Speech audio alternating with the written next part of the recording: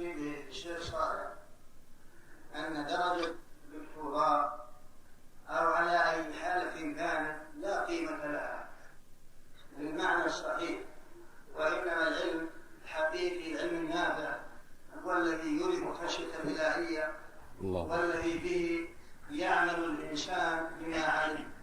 هذا هو العلم الحقيقي. أما مجرد الشهادة ونيل الشهادة هذه قد تكون بالنسبة إلى بعض الشؤون الدنيوية، أما العلم الحقيقي فهذا لا قيمة لا شهادة ولا غيره لمصلحة نيته.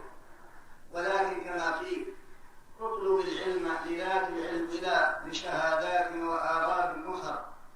الإنسان إذا قصد بعلمه وجه الله وتعلم من أجل الخروج من ظلمات الجهل إلى نور العلم ومن أجل أن ينفع عباد الله ويرشدهم، فهذا هو العلم النافع، هو الذي إن شاء الله نرجوه له ولجميع طلابنا وإخواننا المتعلمين. أما مجرد الشهادة وشبه الشهادة ودكتوراه وما دكتوراه هذه معنى يعني مسايرة للعصر، لكنها ليست كل شيء، ليست كل شيء.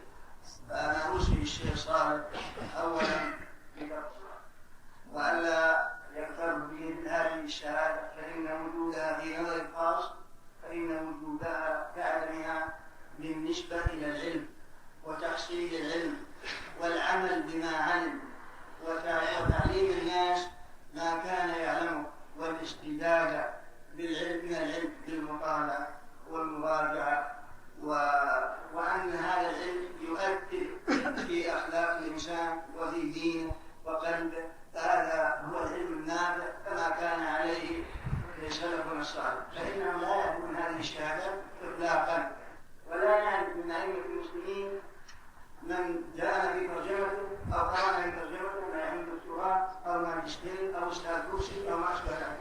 لا عنده إجازات عامة أو إجازات خاصة، والشيخ يدير تلميذ المرويات كما هو معروف.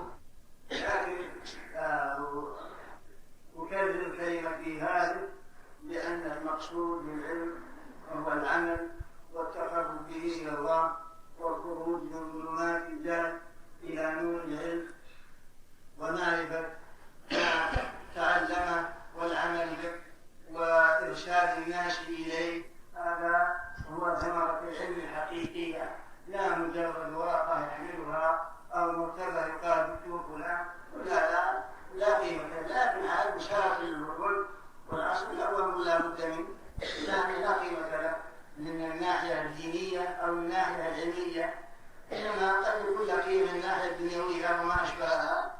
فالله يوفقنا جميعا لما يحبه ويرضاه ويجعلنا جميعا من صالح عبيده وأوليائه.